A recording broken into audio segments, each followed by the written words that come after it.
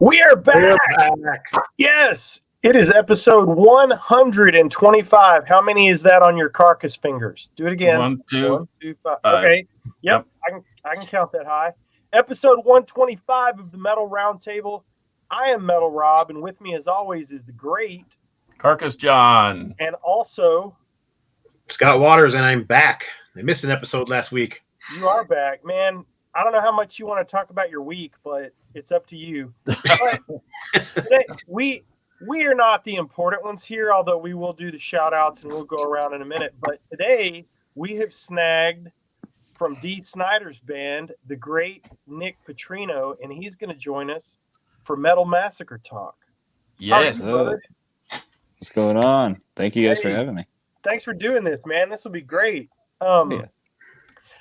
I want to quickly shout out the guys that sent us our awesome mugs last week. LaserEngraveArt.com. Scott's got his there. They sent us some cool laser engraved mugs. Thank you very much. Made me feel like almost a rock star. Not Almost. like a Nick rock star, but like our kind, my kind of rock star. How about and on the show last week, I ordered soap live from Vindicator, and I just want you to know the soap came. Ah, man, it smells delicious in here. Does it smell like tour van and beer, or what does it smell like? According to my wife, it smells delicious. Oh, that's way too much information, I think. When I think of soap and thrash metal and touring, I tend to think of a bunch of guys farting in a van. Usually there is no soap with thrash metal and touring. Yeah, there you go. See? No. So it's it's unscented. Well, we are back for 125. I just wanted to shout out Vic from last week, and I got the soap, and thank you very much. Or 2 weeks ago, I don't remember now. 2 weeks How ago. about you, Carcass? Well, you know what? I'm going to shout out my parents.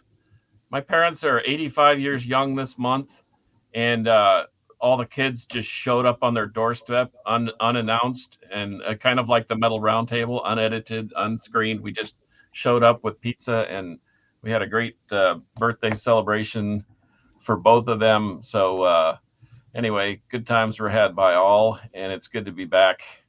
And flying is a terrible experience. So if you can drive, I would suggest driving.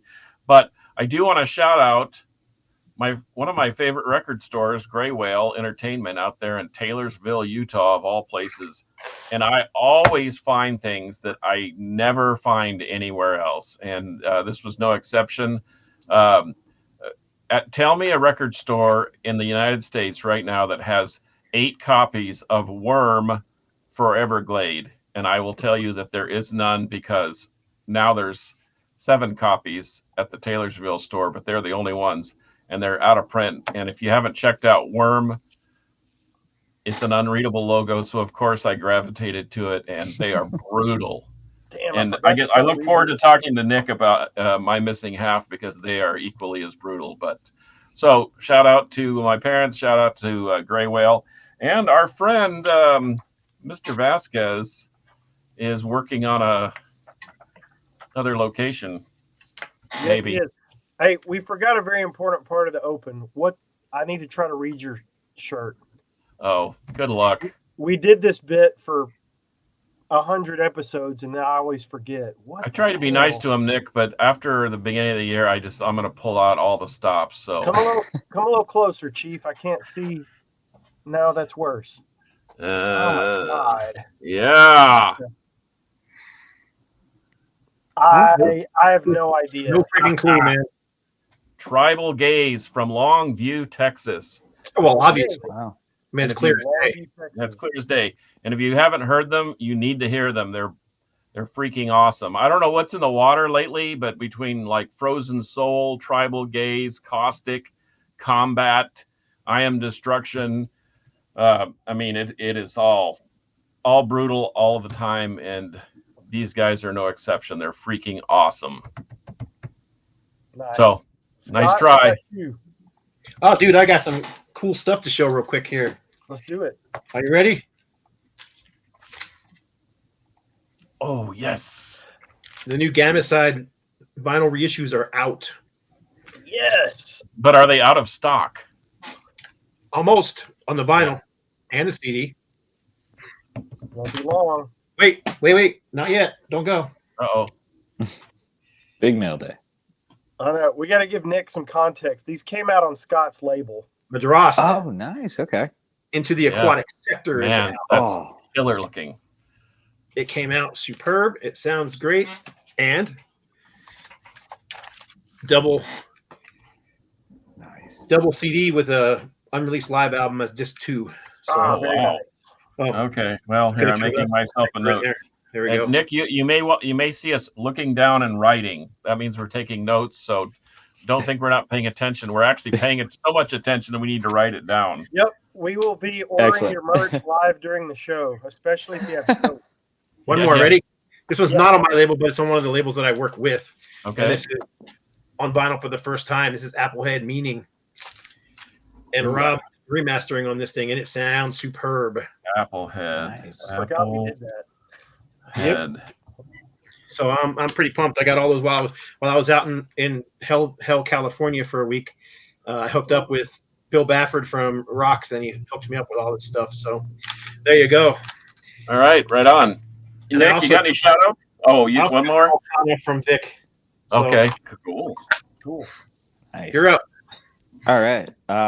Geez, I don't know, man. The shout outs, like I wish I had any like good like merch pickups recently or something like that, but I mean I'm not. No. Maybe tonight at the show. That's true. Yeah, going out to the Cattle Decap show tonight. So maybe. You all going? What's that? Cattle all you guys decapitation? I will not be there. I'm still on the ledge on that one because I've had one of those days. I'm going to Fair try enough. and bend, fold, and manipulate and see how I feel here after the show. Fair enough. So Yeah. let's roll into it a little bit here. So Nick, as everyone knows, hopefully you know, is guitarist in Dee Snider's band. And a few weeks or months ago, we had Charlie on, and he was a There's the record. fantastic guest. He's probably our favorite guest so far. That dude was so funny and full of stories. So he told us about getting in the band and kind of being freaked out. How did you hook up with Dee? How'd that come about for you? So I actually, I had received a just random Facebook message from his brother Nicky, who was the drummer, and I hadn't met Nicky before. And you know, you get like as like a local band dude, you know, in the area, you get those like, especially, you know, I do a lot of like fill-in gigs for people, session work, things like that. You get the messages from people every now and again where it's like, hey man, I'm looking for a guitarist for this, you know, avant-garde thing I did in my bedroom, and blah. And it's like, yeah, all right, cool.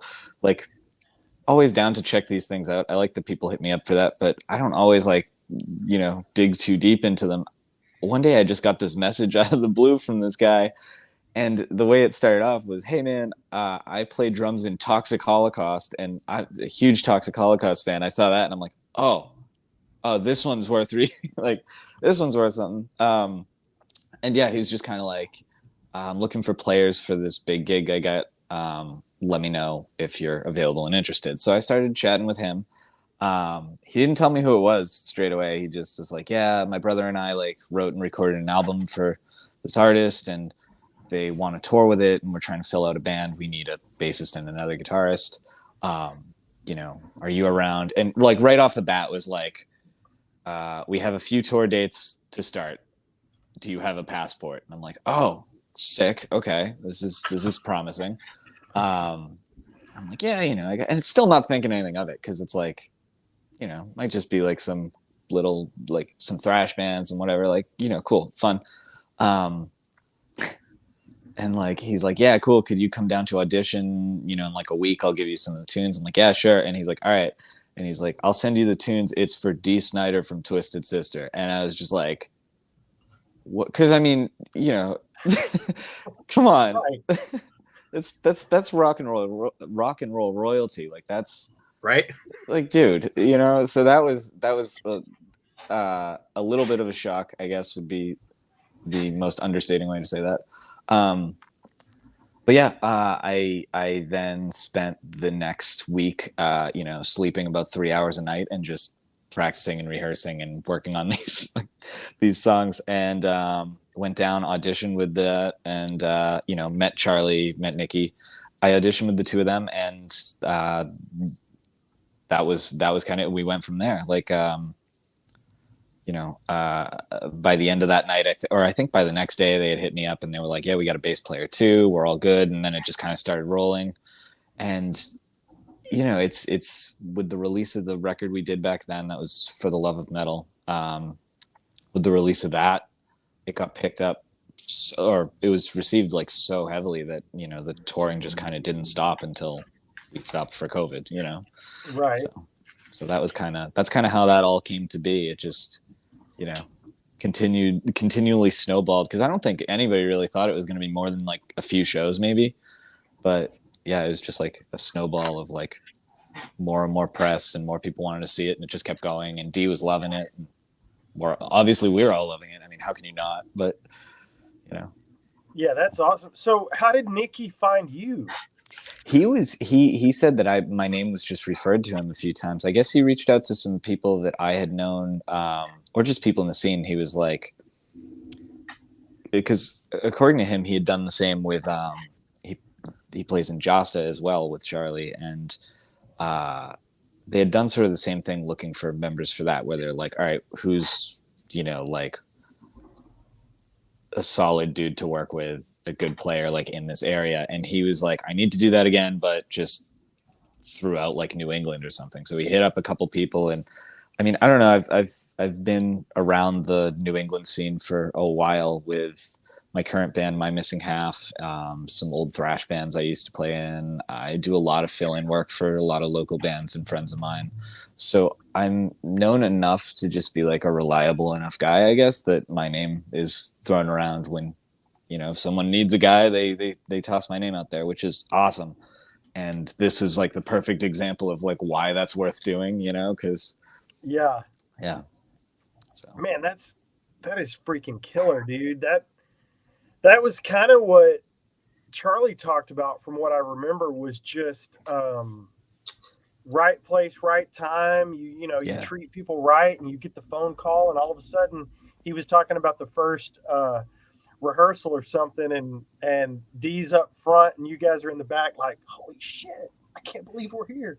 Oh, it was insane. Like, dude, that was a hell of a moment too, and it still hits me. Like, I mean, because Dee is just like the absolute coolest dude. Like, I mean, you see, like, you always think these rock stars and huge celebrities, it's like, all right, they seem cool, but what are they really like? And he's just like such a regular cool dude. Like, it's so easy to just like, we'll be sitting in between songs just like chatting about stuff, or at a rehearsal we'll spend an hour just like hanging out talking about anything. It's like he's just another guy. And then like you'll have these moments every once in a while where it's like, that's Dee Snider, like, what, and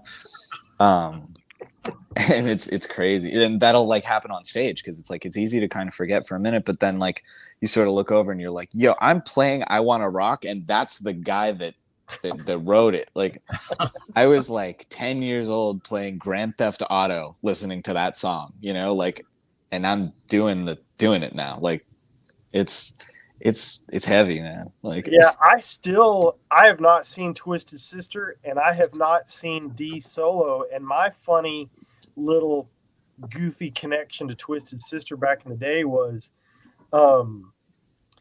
they did all the PMRC stuff, and all the conservatives were losing their shit,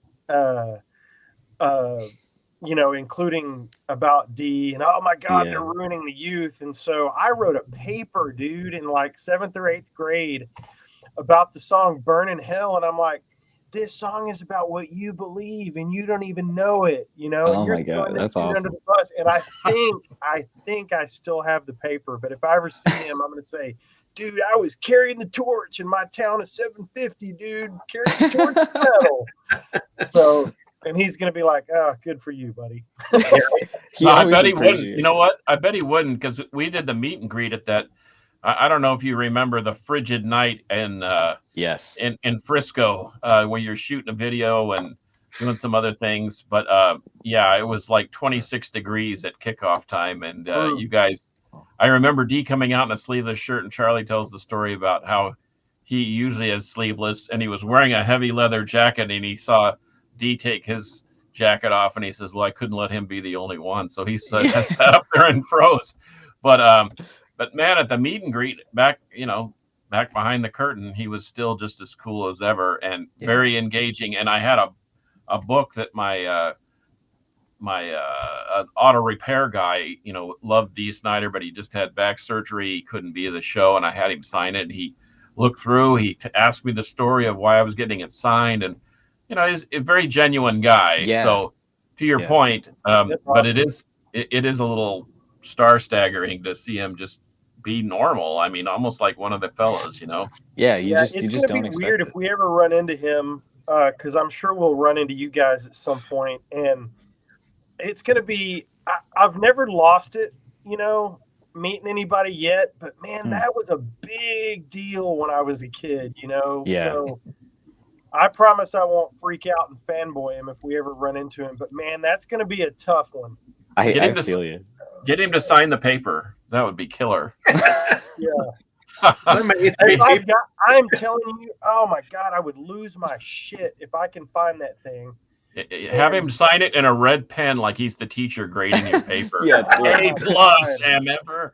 Underline the phrases he likes. Like, And the great other job. part is, we had this crotchety neighbor lady that used to walk in front of our house, and so I put my speakers up to the window, and I had it turned down. He's got that intro on "Burn in Hell," and then right before he did it, I turned it up, and it's like, "You're gonna burn in hell," and the lady's like, "Oh my God!"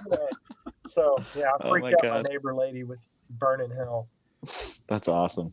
All right, well, let's head over to the topic, boys. So, as unscripted and unrehearsed and completely unprepared as we always are, because we're a professional show here, we didn't know what we were going to talk about until about 2 hours ago, and Scott came up with the brilliant idea to talk about Metal Massacre.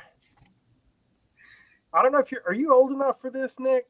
I know of it. I've done my homework. You know what I mean? I'm sure you know every band on here too. I mean, most of them, yeah.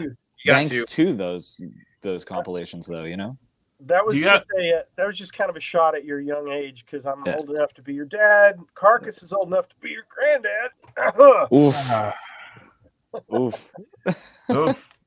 Hey, do you have the one that isn't there two versions of that? One that has the obsessed on it, and the other one has not the obsessed.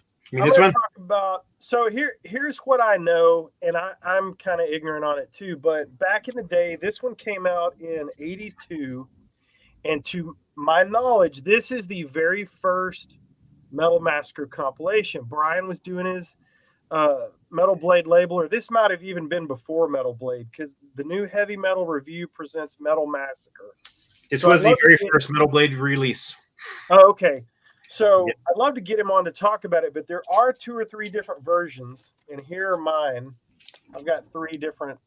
So you've got the original cover that looks like this. They're both the same. And then you've got the silver cover. But this is the one, and this took me a long time to find. This is the one that had the first Metallica song on it. So it's got Metallica spelled incorrectly with 2 T's. Yep, Metallica. Yep, Metallica. And it's got Mustaine on guitar, Ron McGovney, misspelled Ron McGowney. Yep. On bass, and also Lloyd Grant on guitar. So I would not take $1,000 for this thing, maybe more, because you just can't find it. And then Scott, wait, I know you're a businessman. You would take $1,000 for that. I would not for that. Well, hey, can I just interject something? But you're not. Can I interject something? I think just to start this thing, the Metal Massacre things, I think are genius. And the reason why they are is because it's what we all do. Well, maybe Nick didn't used to make tapes when he was a kid, but I used to make tapes for all my friends to basically say, this is what I'm listening to. And I'd make compilations of all of what I thought was cool. And so he took it a step further because he took larger, bigger sign bands or almost sign bands and did the same thing and put it on vinyl. So that's the beauty of it all. And it seems like everybody on there is of note of in one form or another. So I know they try to continue it because I was telling Rob I actually have Metal Massacre 13, and I doubt this thing didn't. It probably never came out on. I don't know if it came out on vinyl or not, but I think 10 left to come out on vinyl. But still, there are bands on here of note like Amon Amarth and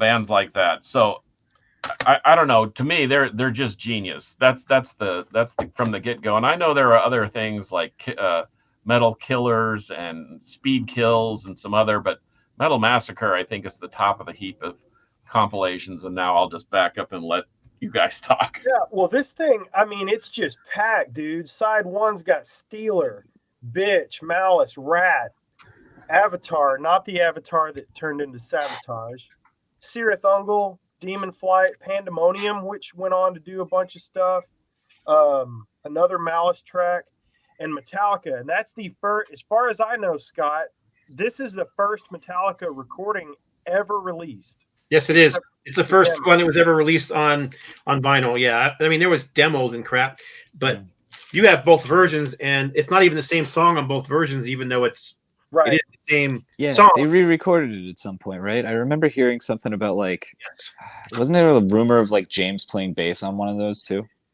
Well, in the first version, this one here, they have Dave Mustaine listed, but he didn't even play on it. Oh.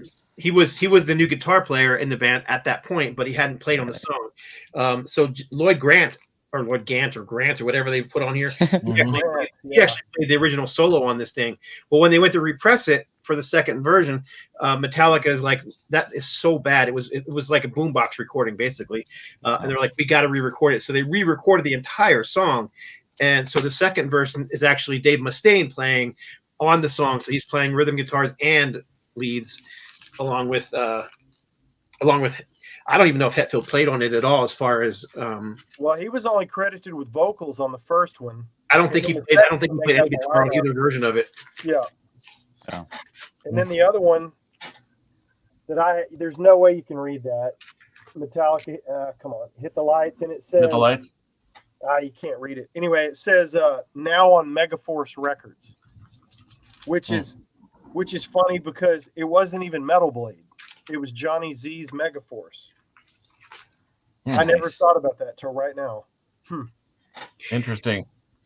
But yeah, the other thing is between the two was the first one featured Steeler, which basically became Keel, but it had Yngwie Malmsteen playing guitar on it. And then when it was repressed, I don't know what happened. They weren't allowed to put the song back out again, but it went to become Black and Blue became the lead-off track on side A. Yeah, and they dropped Rat. No, Rat's on the second pressing. It's not on the third pressing, but it's on the second pressing. Correct. I'm looking. Yeah. Sorry, the same cover. I'm getting confused. And they dropped both from the CD pressing. Oh, I didn't even know that. See, now I don't have it on CD, but yeah, I have the original CD pressing, and they're not there. So that's how let's talk about a generational thing here real quick before we move on with the next record. So you guys, Scott, you're a little older than me, and Carcass, you're like a dinosaur. So I know you guys found out about music this way. I found out about it on Metal Radio because in '82 I was only 12, so I was still a little young for this. But Nick, how do you, as a 28-year-old, when you were coming up, how did you find out about metal and new music?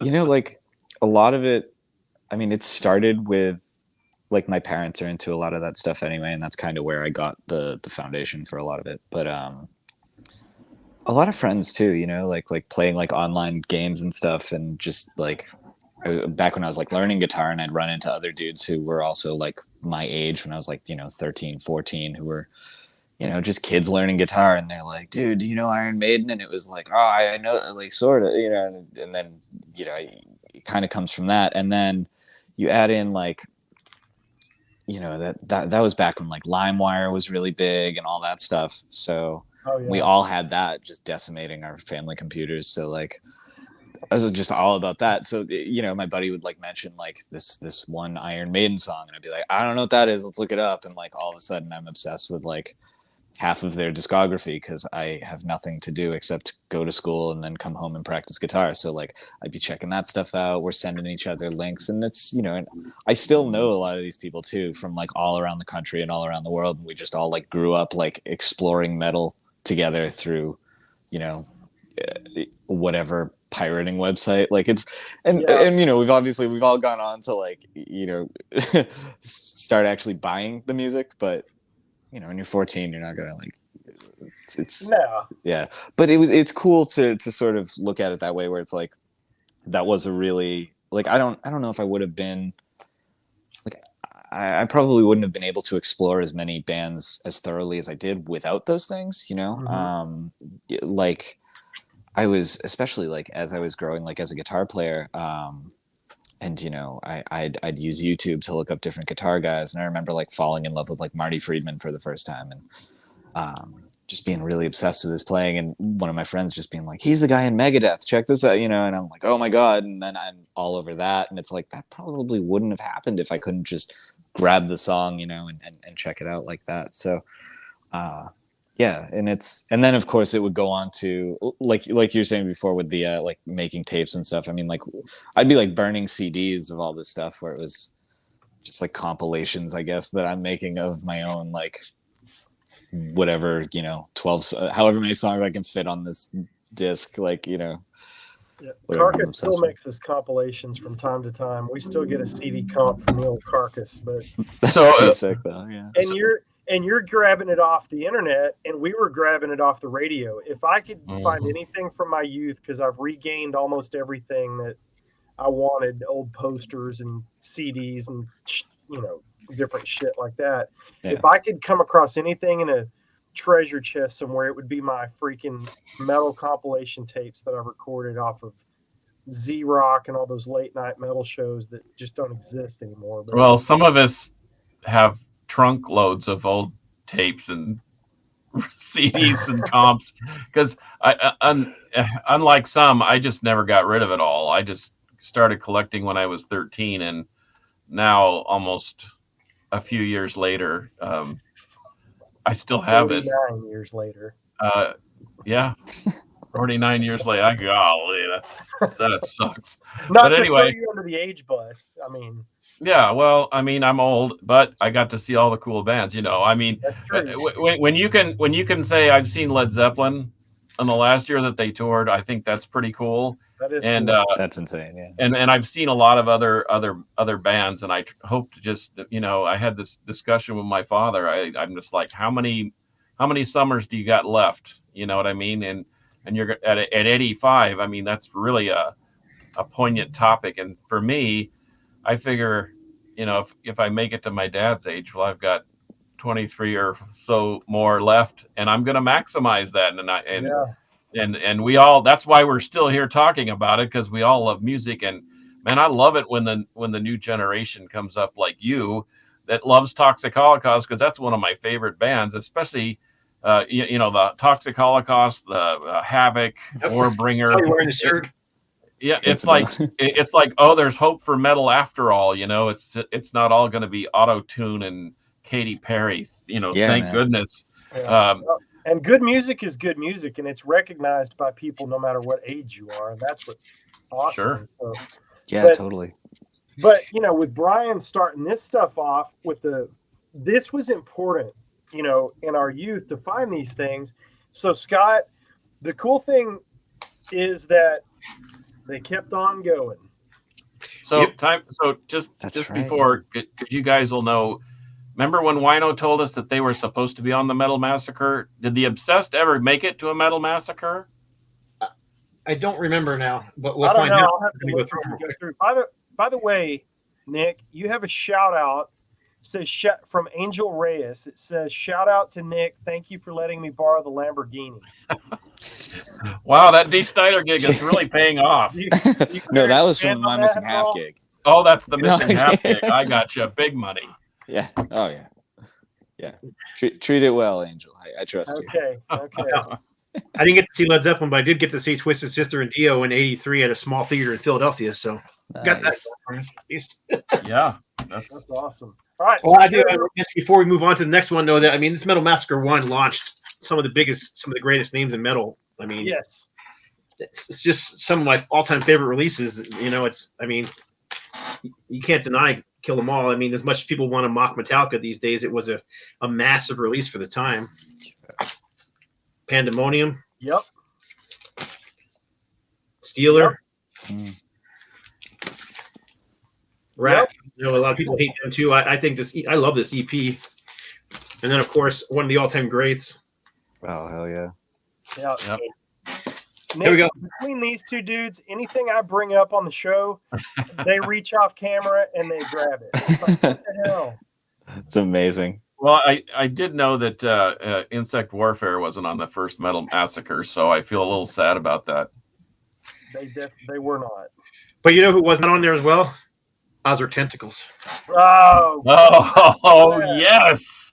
Scott. We're going on like 100 episodes. Scott for the where win. Marcus mentions freaking Oz. Okay, do your Ozric Tentacles commercial for Nick. Go ahead. Okay, Nick. Let's hear it. There's a psychedelic rock band from the UK called Ozric Tentacles, and they have a guitar player named Ed Wynn, and I think he signed to ESP or Jackson, but you should check them out because there is an eclectic mix of ambient, jazz, rock, the electromagnets. It's an amazing band. They put out 20 plus records. And you should just really check them out. Very unique band. You can't compare them to anybody.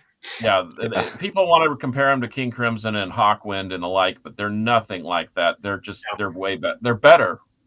I said it. They're better. Wow. And okay. and Ed, he played on a Derek Sherinian solo album, and he played also with Zakk Wylde on that same record. So he's like a musical chameleon. He can go from the heavy to the ambient, eclectic space guitar or whatever. That's but anyway, awesome. That's pretty cool, man. Oh, yeah. But anyway, so and it drives Rob crazy, but I think he's a closet Ozric Tentacles fan because Scott they're brilliant. I just think I like to just kick you in the nuts about mentioning. Of course you do. But anyway, check them out. Take us to number 2. This one didn't kick off as many big bands as one did, but it's still got some great songs on there. So you got Armored Saint, who, of course, are just one of the all-time greats, in my opinion. Third Stage Alert, which I know nothing about other than that song. For all I know, that could be their only song. Surgical Steel, Obsession, who are fantastic. That's Mike Viscera, who, of course, went on to sing with Yngwie and Loudness. Yeah, he was on Loudness, too. Yep. Loudness, exactly. Savage Grace, who were a fantastic speed metal band out of California. Mm-hmm. Recorded several albums, actually. Overkill, but not the Overkill everybody knows. This was a different Overkill. I can't remember where this band was from. I think they actually were from California. Yeah. Of course, the Overkill everybody knows is from the Jersey, New York area. Yeah. Warlord, which is one of the all-time great epic metal bands, in my opinion. Which is funny because I love the names they had on here. They didn't use their real names. So you got Destroyer on guitar, Thunderchild on drums. Of course, that was what's the guy's name? He went on to play with Fates Warning, drummer. I can't remember. Anyhow, the Raven on bass and Damian King on vocals. And then, of course, you've got Trauma on here. Now, Trauma was, of course, Cliff Burton's band. Yeah, that's right. And he played on. He played on this because he did not play on the original Metallica song that was on the first one. Dig Right, Molten Leather, Hykros, and Aloha. Now, Aloha is another one of those bands that nobody knows, but it was one of the early releases for Marty Friedman. Did that later become Hawaii? Yep, sure did. I was just gonna say, yeah, that sounds. Yep. So Hawaiian heavy metal band, Aloha. I didn't realize this until right this minute. What? I had forgotten that Cliff Burton was on here, but I did not realize that Marty Friedman was on this. God, what was that freaking drummer's name? If I can drive me crazy, I hate when I can't remember crap. When did I get old? You guys should have told me. You're doing great, little buddy. Too much information floating around that brain. Yeah, I guess. Yeah, I learned something new today. So of course you always got to learn, lose something when you learn something new. Mark Zonder, there it is. Sorry, It is. Mark Zonder, the original. I looked it up, so that wasn't my brain. Yeah, that's pretty historical right there. And shout out to Mark Fields, because I bought a bunch of records from him. And so my next several copies of these records are freaking museum mint, dude. Oh my gosh. Go ahead, carry us on, brother. Next one, you got it right. Show it. Metal Massacre Massacre 3. It up. I'm a professional. Metal Massacre 3.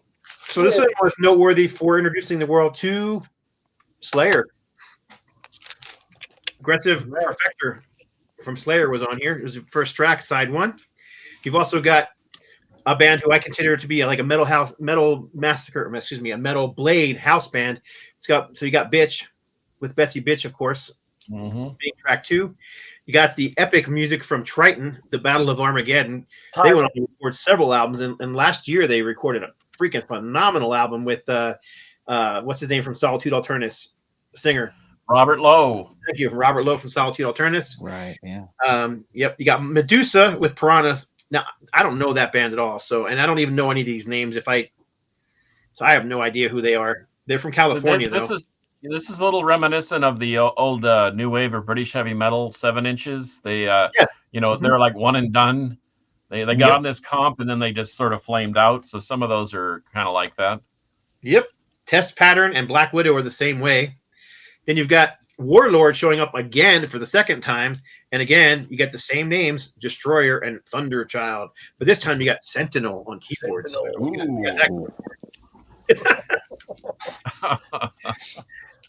and then we got Virgin Steel. Yep. Their early appearances on vinyl. So, with of course, that was back when Jack Starr was the star of the band. Then you've got Sexist, not sexy. What's wrong with being sexy? What's wrong with being sexy? What's wrong with being sexy? No, it wasn't brutal enough. It wasn't enough, so you have to be a sexist. Please. Jesus, yeah. So you've all watched. I mean, if you can't be a metalhead or in a rock band if you haven't watched This Is Spinal Tap, right? Yeah, of course. Yeah, that's where that sex east thing comes from. She's on all fours and she's being forced to sniff a glove. Marauder and La Morte. All good tracks. I just don't know anything about any of those bands beyond this. So yeah, I think he was using. He started with a ton of them either. He started using that as a platform to launch other bands, and whatever seemed to stick or he got response from, then those are the ones he promoted. That's kind of the reasoning behind it, which is, I mean, that's good marketing. It's like, hey, want to be on a record? Sure, well, give me a track. Okay, and then you got free music. That's right, and then pretty much. All right, numero cuatro. Oh wow, Trouble. Yeah, there's some big, some big bad boys on here. Sacred Blade, Death Dealer, Trouble, Scepter, Zoetrope from Chicago, Warcry, Abattoir. Man, those dudes rip. Yep. Witch Slayer. But there's something noteworthy about the Abattoir. Who was the vocalist and the guitar player? Have we had him on the show? No, but they became another band. It's John Cyrus, Agent Steel. Oh wow, Agent Steel. That's right. Oh, I didn't realize that. Yeah, Scott, way to pull one out of the fire. Witch Slayer, Lizzie Borden, one of the most misunderstood bands I can think of. I mean, I don't understand. I don't get them, but you know what? I don't have to because there's other things. I finally checked Lizzie Borden off the list twice in the last 4 or 5 years. So good live. I saw them opening up for Wasp, and I like Wasp, but Lizzie Borden blew them off the stage. Really? They were just good. I need to stop listening to Insect Warfare and go check them out. August Red Moon. Trust. Now I've heard of Trust. They put out 3 albums and an EP. No, that's this band. That's Thrust. Okay. On this album, I think it's Thrust, if I'm not mistaken. It's Trust. I'm looking at it right now. Yeah, Trust, right? Yep. No. Wow. So one of them's got a misprint, either the CD or the vinyl. I'll obviously have to return it. It's wrong. It's wrong. Sorry. I'm Mistakes kinda do not unless- get made on artwork. What are you talking about? And Medieval was the last band. Oh wow. What did I do to myself? I faded myself out. What's going on? So I like the special thanks on here too. Extra special spiked leather thanks to all you over the top hardcore headbangers and terminal metalheads. Jeez, What that's a sentence. Right That's there, a right? sentence, all right. put the volume on maximum. But again, I mean, Avatar went on to record. They were, they launched a bunch of different bands came out of Avatar. Steve Gaines went on to play in Bloodlust and Anger is Art. Well, I asked it. Well, yeah, you said the vocalist, but But even then, also Juan Garcia, which I think is spelled wrong on this one. Juan Garcia went on to do dadgummit, another name I'm going to forget. is I hate it, that we have it right on the edge of your tongue. was it Juan Garcia on Agent Steel as well? But he also played in another well-known thrash band who's I'm trying to think of the damn name of the band. Anyhow, it'll come to me. Ginkgo biloba, buddy. Ginkgo. Is that Nick, even a chime thing in anymore? anytime. Can you still get ginkgo biloba? I'm looking it up because it's going to make me nuts when I hate when I can't remember stuff. And how come when the camera turns on you get stupid? I don't know, man. Immediately pressure. Because we're not eating a burrito at lunch, and we're actually like we got people listening to us. Well, I'm going I to divert the show for a second and ask Evil Nick. Dead. There you go. I didn't have to look it up. Got Oh it. man, Evil Dead. They rip. I love that Yep, band. that was Juan Garcia as well. So So let's do a mid-show plug for the show in Dallas tonight. Am I understanding this right, Nick? You flew in just to see cattle decapitation? I mean, does that sound better for your plug? I like it. Then yes, it was my 100% priority after missing them in Boston. How did you end up in Dallas? I'm just today? hanging for a week. I mean, it's the kind of thing, you tour around in a bunch of these cities and like, I love a lot of these places, but you never get to stay very long. Or it's like, you're doing the van tours and you just like, you show up to the gig, you jump out of the van, pull everything out, you play, and then you just start driving like 5 hours until you fall asleep anyway. So like, you never really get to like see these places. I have enough downtime right now between bands and stuff and gigs that like, I was like, you know what? I got all these flyer miles. So Cool. But- and Well, you- we can give you the top shelf list of record stores in the area if you are so inclined. send it. Yeah, that would be awesome. Hell yeah. Does it include Casa de Carcass? It should, Jesus. it should. Nick, this dude lives. Okay, I've never been to Scott's place, and I've got a small room here that's filled with shit. But good God, Carcass man lives in a rock and roll pool hall. It looks like no kidding. If you go into his house, it is a rock and roll and heavy metal museum. My God. And Every single room, all the way up to the second floor. and it's perfect and clean and organized, and you could spend days in there and not see it all. You can't say enough about Casa Come de on Carcass. over. That's Come on incredible. Yeah, Bring it. I'll hit you up. That's Yep. incredible, man. All right, Scooter. What are we on, number 5? Number 5. See if I can get myself back in focus again. Yeah, this is a good one. Yeah, this one had a lot of bands that became pretty well known. So you start off with Omen, of course, who were a classic band Oh. of metal. Speaking of Omen, Scott, you'll like this. What I found today. What is that? I saw you. Did you send me a picture of that? Yeah, this was a promo. According to George Call, this has a track called "Blood on the Water." It's the only track he ever recorded with the band. I mean, he sang in shows, with them multiple times.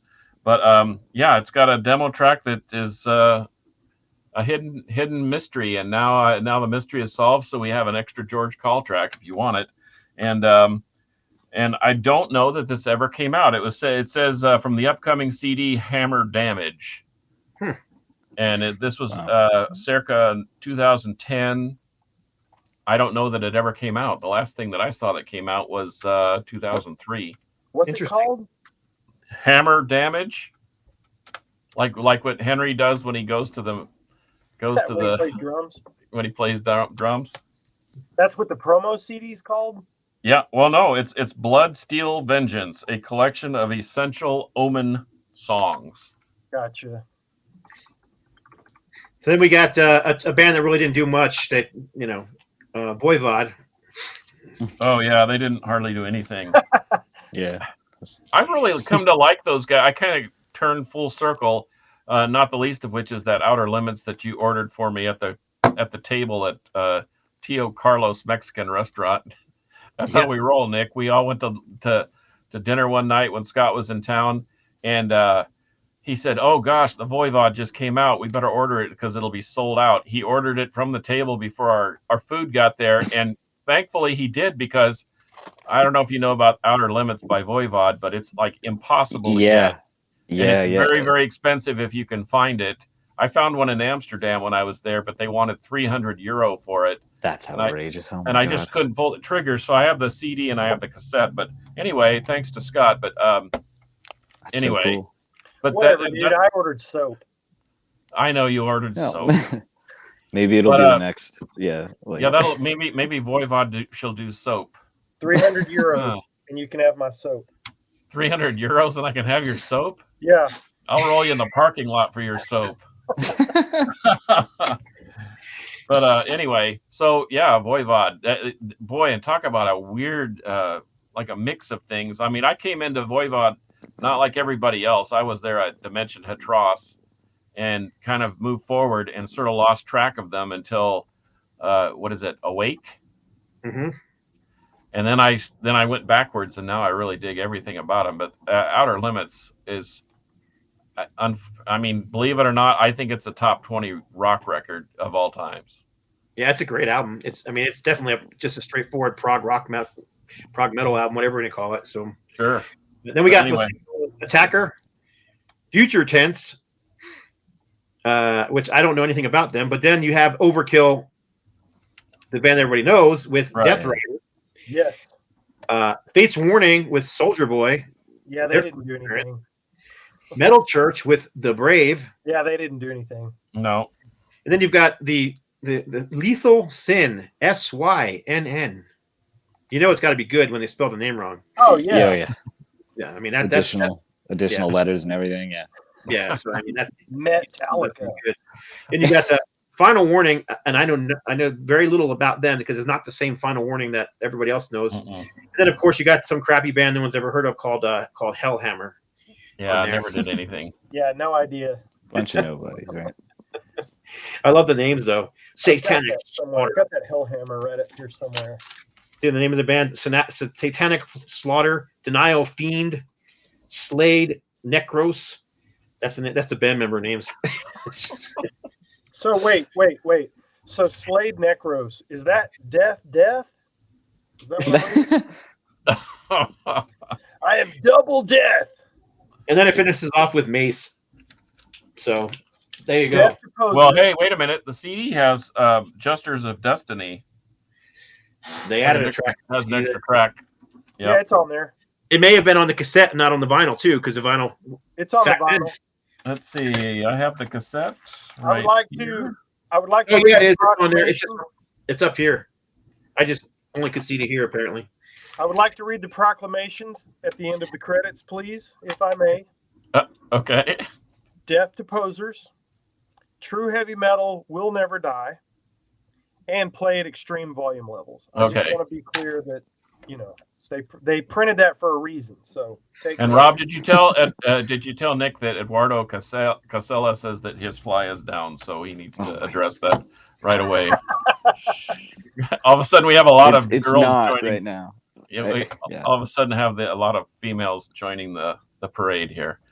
All right, get us through number 6, not number 666, but number 6. Oh, number 6. Or how about Possessed? How about Possessed? Many people would call them one of the first, or if not the first, death metal band. Yeah, I'd argue for Death because I always thought Possessed was just a thrash metal band. Yeah, not all that from I like thought- Slayer or Dark Angel, but go ahead. I thought Possessed was more of a thrash band. In fact, Joe Satriani produced their third one. What is it? Eyes of Horror. Right. Did That he EP? really? I didn't even know that. Yeah, Oh, should yeah. check that one out. It's really got a lot of I extra. know the melody. record. I didn't know he produced it. Yeah.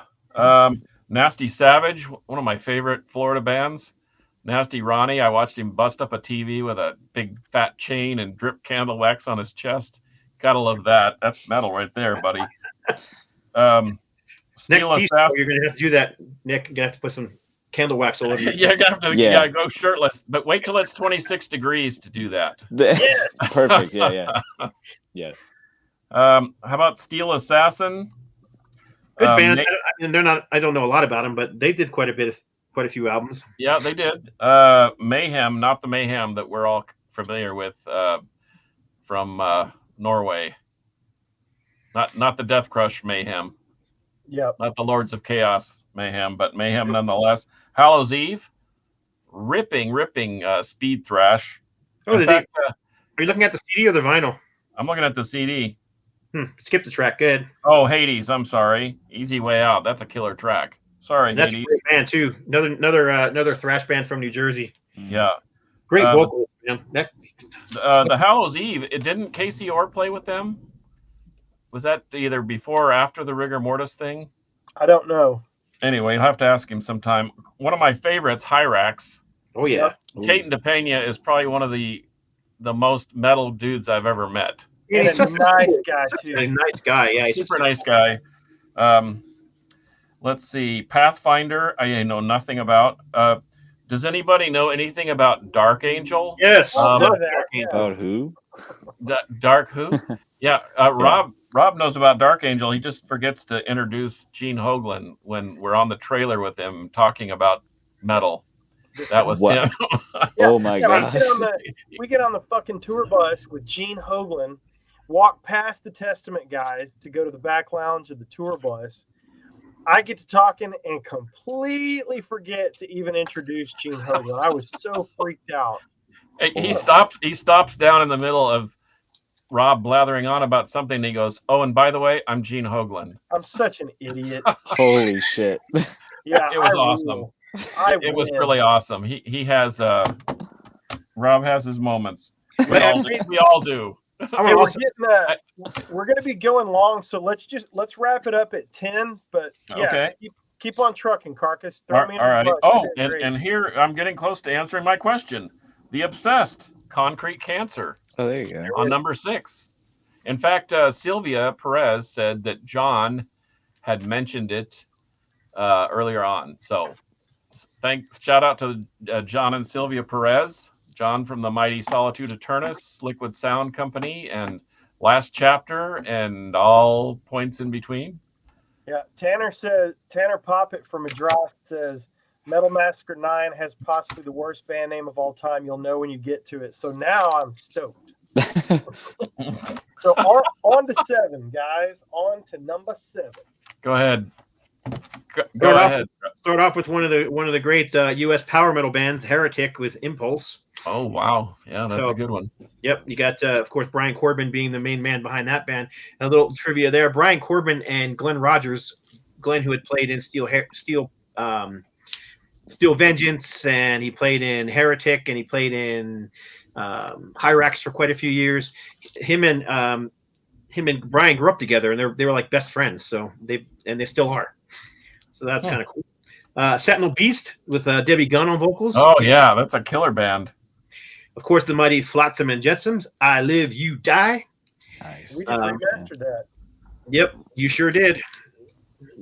Ooh, you just said something you weren't supposed to say. I'm telling. No, I mean maybe we did.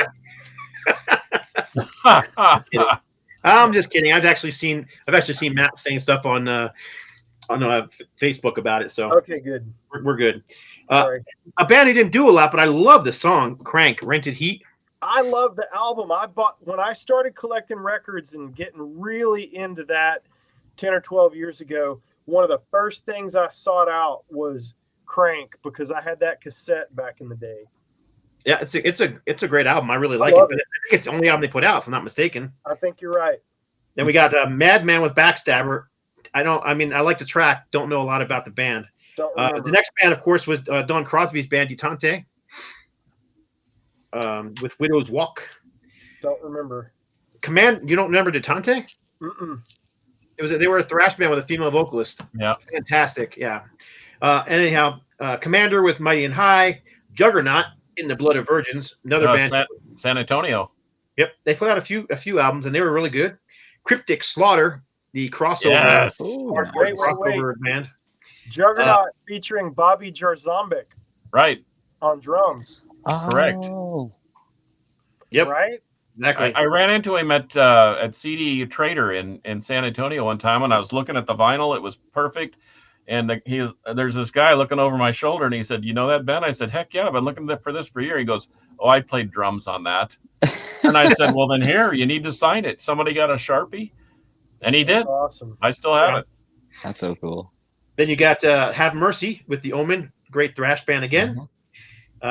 Titanic with The Awakening. There's about 30 different bands with that name, Titanic, and then finishes off with Lost Horizon and Trouble Ways. And again, I don't know. They were a band from New Jersey, but I don't know a whole lot about them other than members of Leeway, and I don't know. I haven't delved that deep. Go ahead. And I've got 10, but I don't have 8 or 9. I don't have 8 in front of me. I just fall off the tried to grab track. it apparently. This is where I fall off the track a little bit because this is where I start. I don't remember a lot of these bands. This is number 8, a beautiful copy featuring the hype sticker because my buddy Metal Mark preserved it beautifully. So take us through that one, Scott. No, go ahead. You do it. Yeah, you go ahead because neither one of us have it. Neither one of us have it in front of us. Oh, my bad. Sorry. I'll go real quick. So the only band that I recognize, and stop me if you know any of these, Sacred Reich. Of course. Obviously. Viking. Of course. Of course. Lord. Yep. Fatal Violence. You know these? Yes. Yep. Tactics. Now, Tactics is a thrash band that featured Steve Gaines, who, of course, was in Bloodlust and Avatar. Oh, sure enough. Yep. No kidding. Okay. Wow. I think he even mentioned that when he was on with us. Sanctum. Yeah. You know, I'm reading all the names. That's why it's taking forever. Gargoyle. Yep. Ripper. Death on vocals, by the way. Ripper is from Cleveland, I think. ESP, War God, LSN, and is that War God with Robbie Perkins on vocals? Yes, it is. How the fuck do you know that? Because he used to sing with the Tax from Orange County. Come on, Rob. How do you not know that? Skid Row someday, not to be confused with the Attacks from Ohio. This is the SoCal thrash band. Can we talk about Dokken we can, but not today. Not today. All right, and we're getting close to something pretty rare that I'm pretty proud to have. All right, number 9. Ready? Let's get through it. We're running out of time here. So if we're gonna get through all of them, let's go. So number 9. Number 9. Go ahead, Scott. I've got 10. So first of all, it's got a hockey cover, so that makes it rule right there because hockey is the only sport that's worth anything, in my opinion. Oh boy! It's not like football where you fall asleep because it's like 30 seconds. So you got 30 seconds of action and then 2 minutes of boredom. And but did they have Eminem at halftime in a hockey game? No. Don't start that. All right. So first of all, I start off with one of my all-time favorite bands. I love this band. This is Banshee with "We Want You." Yep. Of course, we know them well since the George Call, who sang on their last 2 albums, and they're apparently working on the next one already. The awesome Oliver Magnum with "Old World Nights." Speed metal band Toxic. Oh yeah, those guys rage. Released a few albums. They just did a tour. They did a tour this year, by the way. Sorry to interrupt. Yeah, they did. And then you got Dissenter with "Blood Under Heaven." Mm-hmm. Now, I know they're from LA, but I don't know much else about Dissenter, so I'm kind of a one and done. Go ahead. Yep. And then Red Rum with "Random Violence." Here we go. Here's our best name, according to. Wait. Let me qualify this. Worst name. Sorry. Go ahead. Pedophile. Whoops. The definite. Well, they spelled it Pedifile, so that makes it okay. There's not a Y in the there logo somewhere. would look good. Yeah. Put an umlaut over the Y and just put a Y in there and make it not put. Make it like so a bad. logo. Make it like a logo that looks like a pile of sticks, and they really be got good, like the one on your shirt. Exactly. Yeah. Then we got Chaos Horde with Needle Damage, and then we got the mighty Faith or Fear with Dehumanized. Those guys went on to record 2 albums that I know of. Yep. And they also played on the what was the name of the live album that they played on with Dark Angel and Raven and Death and Ultimate Revenge 2. Oh, yeah. Oh, by the way, Chaos Horde from Louisiana, that was the first major release. Their first album was the first release that Sawblade did his first album cover for. Oh, cool. interesting. I didn't know that. Yeah. Then you've got the Wrath, not Wrath from Wrath, Chicago. Wrath. Oh, Wrath, right? From I think they're from Southern California, and then it finishes off with Overdose and Children of the War. That's a Brazilian band. I'd like to point out that Bozo is on lead vocals. Yes, he is. Of course he is. Bozo. And if it's the clown, that's even better. That is even better. Oh my god.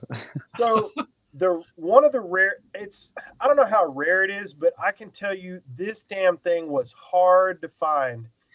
When I sold off a lot of my metal collection and got rid of a lot of that stuff, I kept all my Metal Massacre records. I had 1 through 9, and 10 eluded me. And by the time I pulled the trigger on this, there was 1 on all of eBay and 1 on all of Discogs. Wow. And so I finally got Metal Massacre 10. I finished out the vinyl, one of the collections that I'll keep forever. All right. I don't think I know a single band on here. Come on. You've got Betrayal. Solitude. Yep. Is it the Betrayal we know though? No, it's not the Betrayal from California, from Southern California. It's a different Betrayal. Solitude. Yep. Not to be confused with Solitude Eternus. Correct. Right. Murder Car. Never heard of him. Confessor from Virginia. Yep. Oh man, their first album. Love the high-pitched vocal attack on that song. Yeah. Total thrash metal.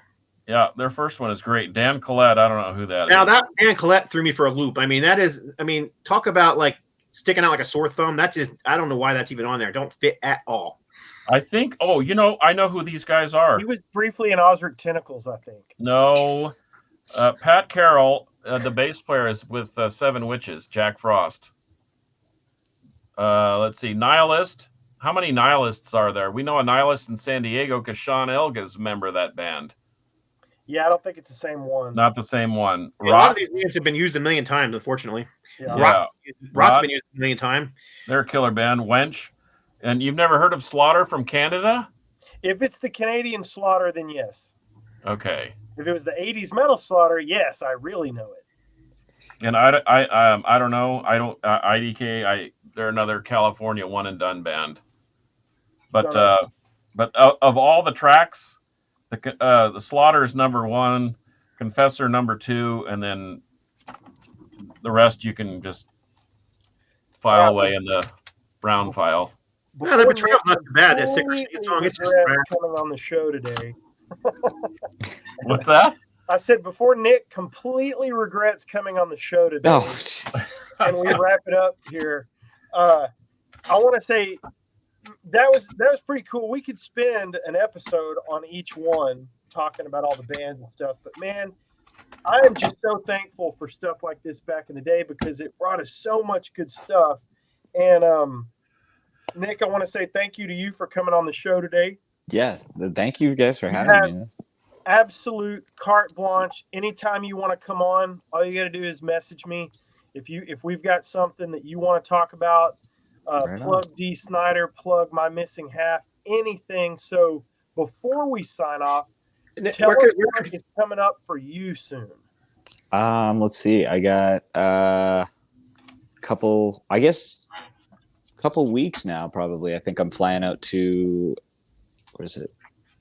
I think Ohio with Dee and the dudes. We're doing a special set out there for the weirdly, like, not like a full show, but just like a special set at the Arnold Sports Festival out there. So that's kind of a fun little thing we're doing. And then I'm working on, we're still kind of trying to get back out and support our last album, Leave a Scar, and do some more stuff with Dee. Booking's just tricky right now. Traveling's tricky right now, all that stuff. So we're hoping to get back out there and doing that stuff sometime soon, but we'll see. And then in the meantime, trying to put together some tours with My Missing Half. We got our booking agents hot on that. So we just wrapped up one from down here. It was down like southern US with Cognitive and Summoning the Lich. And we're looking into a few more for later this year. So hoping to get back out on the road with those guys. Nothing I can really announce currently, but Right. So where can people buy your music? It'll be super easy to find Dee Snider stuff, but yeah, I would assume that My Missing Half, you've got Bandcamp and all that, so people can go grab. So I'm gonna ask, where can people buy your music and support you at? Yeah. We run everything off of our Bandcamp, so it's Bandcamp. However, however the URL works, it's like mymissinghalf.bandcamp or something. I don't know, but yeah. You just go to my Bandcamp, look at My Missing Half. Yeah, one of those. But did you spell it incorrectly? Because that would make it cool. You have to, Yeah, like, it's with like the umlaut and all that. Yeah. Yeah. Do you have soap though? That's what Rob wants to know. Do you have soap? We don't have soap yet. I got to convince some of the other guys to start using soap before we can. Yeah, there you go. Oh, well, I've got 4 bars here. I'll send you one out. Oh, there you go. You got the hookup. All right. I'll let everybody know I got a It'll soap be guy great. now. Awesome. Right on. Well, cool, But yeah, man. no. Hey, we don't want to take up your whole evening, but dude, thank you so much. I'm really, really appreciative that you came on the show. That was killer. Thank you guys for having me, man. It's a good time. Yeah, and feel free to stop by. I got lunch or dinner or whatever you want. Right on, man. I'll hit you up. Yeah. And Yeah, you definitely enjoy it. Yeah, sincerely, you're welcome anytime, man. I appreciate that so much, man. Thank you. All right. On behalf of Nick Petrino, Carcass John, and the great, what's your nickname today, Scott? I don't remember. Slightly tepid waters. Fish out of water. Fish out of water. I'm not Roger. Thank you once again for episode 125. We're going to throw the horns at the end like we always do for 125 episodes. So until next time, kids, metal will prevail. And then I'll leave us hanging because I can't find the button. Hang on. Where's the outro? I'm a fantastic producer. You are a stellar engineer, my